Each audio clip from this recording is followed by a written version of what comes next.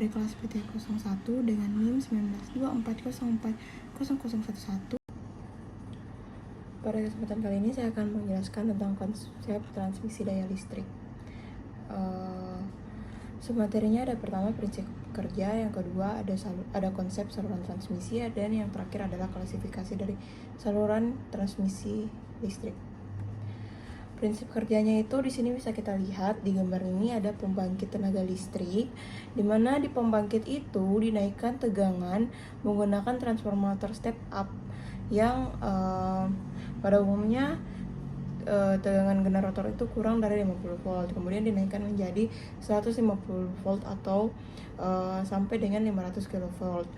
Tegangan tersebut kemudian disalurkan sepanjang transmisi yang berjarak ratusan kilometer dari barat ke timur dan sebaliknya.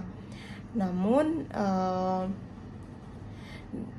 tegangan kemudian diturunkan menjadi tegangan menengah 20 kV pada gardu induk untuk selanjutnya didistribusikan di konsumen, baik itu konsumen komersial industri atau konsumen perumahan.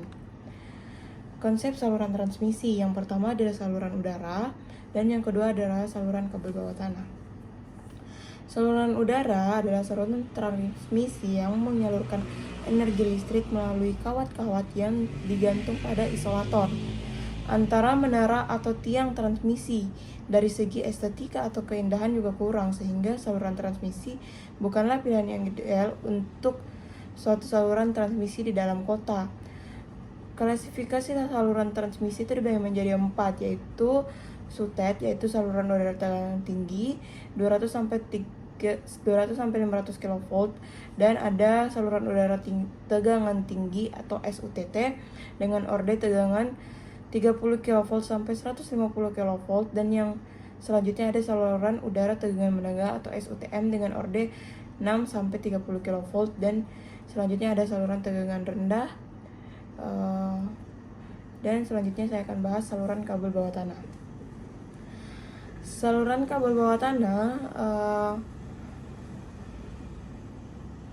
itu adalah saluran yang menyalurkan energi listrik menggunakan kabel seperti ini, gambar yang ini. Kemudian ini biasa dipasang di kota karena tidak mengganggu keindahan kota dan juga tidak mengganggu akibat kondisi cuaca atau kondisi alam. Namun memiliki kekurangan, yaitu mahalnya investasi dan sulitnya menentukan titik gangguan dan perbaikannya. Klasifikasinya terbagi menjadi 3. Saluran kabel tegangan tinggi seperti tadi 30 sampai 150 kV, saluran tegangan menengah 6 sampai 20 kV, dan yang terakhir saluran tegangan rendah yaitu 40 sampai 1000 volt. Klasifikasi saluran transmisi. Yang pertama ada klasifikasi saluran transmisi menurut tegangan kerja. Yang kedua ada klasifikasi berdasarkan fungsinya dalam operasi, dan yang ketiga ada klasifikasi berdasarkan arusnya. Klasifikasi saluran transmisi menurut tegangan kerja. Di Indonesia, standar tegangan transmisi adalah 66, 150, 380, dan 500 kV. Dan klasifikasi menurut tegangan ini menjadi belum nyata, tetapi di negara-negara yang telah maju, terutama dalam bidang transmisi seperti USA, Rusia, Kanada, di mana tegangannya mencapai hingga 1000 kV, maka di sana klasifikasi berdasarkan tegangannya adalah tegangan tinggi 138 kV, tegangan ekstra tinggi atau extra high voltage atau EHV antara 220 hingga 785 kV, dan tegangan ekstra tinggi ultra high voltage atau UHV di atas tegangan 765 kV. Klasifikasi berdasarkan fungsinya dalam operasi. Berdasarkan fungsinya dalam operasi, saluran transmisi sering diberi nama. Yang pertama ada transmisi yang menyalurkan daya besar dari pusat-pusat pembangkit daerah beban atau antara dua atau lebih sistem. Yang terakhir ini disebut juga sebagai saluran interconnection atau tie line. Yang selanjutnya ada subtransmisi. Subtransmisi ini biasanya adalah transmisi percadangan dan dari saluran yang tinggi ke saluran yang lebih rendah. Kemudian ada distribusi. Di Indonesia ditetapkan bahwa tegangan distribusi adalah 20 kV. Selanjutnya ada klasifikasi berdasarkan arusnya.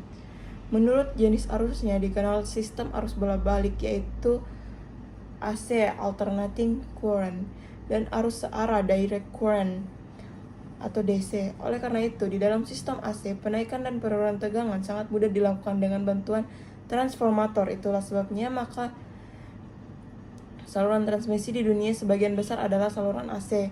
Di dalam sistem AC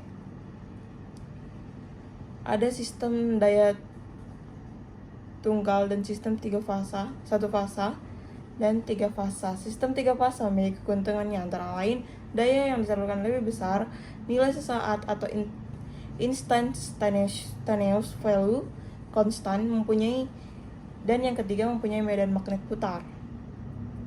Berhubungan dengan keuntungan dan kerugiannya, saluran transmisi di dunia sebagian besar menggunakan saluran transmisi AC. Saluran transmisi DC baru dapat dianggap ekonomis jika jarak saluran udaranya antara 400 hingga 600 km untuk saluran bawah tanah dengan panjang 50 km. Hal itu disebabkan karena biaya peralatan pengubah AC ke DC dan sebaliknya masih sangat mahal, sehingga dari segi ekonomis saluran AC akan tetap menjadi primadona dari saluran transmisi.